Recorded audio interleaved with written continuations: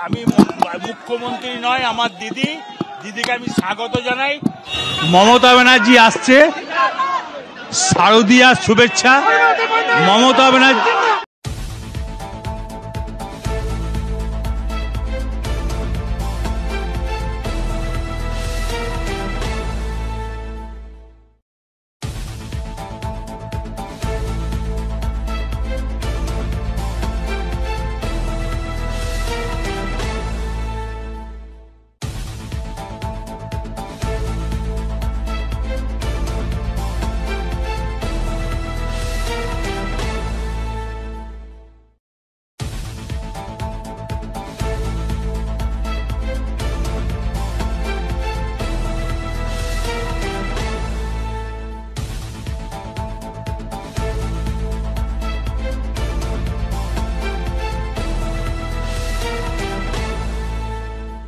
জামিন তো পেতেই পারে, যে কেউ এর আগে সুদীপ ব্যানার্জিরা তারাও জামিন পেয়ে গেছে। তারা মমতা ব্যানার্জি আসছে, শারদীয়ার শুভেচ্ছা। মমতা ব্যানার্জিকে আমি ভালোবাসি,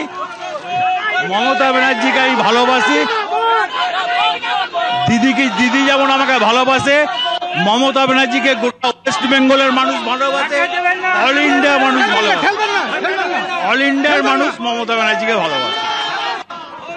দেখি শরীর পায়ের অবস্থা খুব খারাপ, দরকার হলে দিদির সঙ্গে দেখা।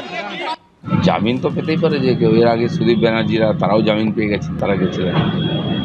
তো বিচার তো চলেই, লম্বা হয় আমরা জানি। যথা সময় এলে তখন যথা সময়ে তার সাজা হবে।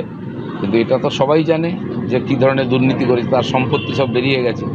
এবার তথ্য প্রমাণ বিচার সময় সাপেক্ষ, আমাদের বিচার ব্যবস্থা একটু, কিন্তু সাজা হয়। বহু লোক জেলে গেছে, মন্ত্রী ইত্যাদি, আমরা অপেক্ষা করবো তার জন্য। আমি মুখ্যমন্ত্রী নয়, আমার দিদিকে আমি স্বাগত জানাই এবং শারদীয়ার স্বাগত। প্রত্যেক মানুষকে শারদীয়ার শরীরের পক্ষে দেখবো। দেখুন, আমি বলি, আমি এতদিন পর ফেললাম, 2 বছর পর ফেললাম, 2.5 বছরের মতন। সবাই ভালো থাকুক। মমতা ব্যানার্জি বীরভূম আসছে। না, শরীর একটু অসুস্থ, পায়ের বেদনা, কোমরে বেদনা। দেখুন, আমি কোনো বিতর্কে যেতে রাজি নয়। আমি কোর্টকে সম্মান করি, কোর্টের আইন আমি মেনে চলি। শরীর যদি ভালো থাকে, দিদি ভালো থাকুক। দিদির জন্য আমি আছি, বরাবরই থাকবো। আমাদের ভিডিও ভালো লাগলে লাইক এবং শেয়ার করুন।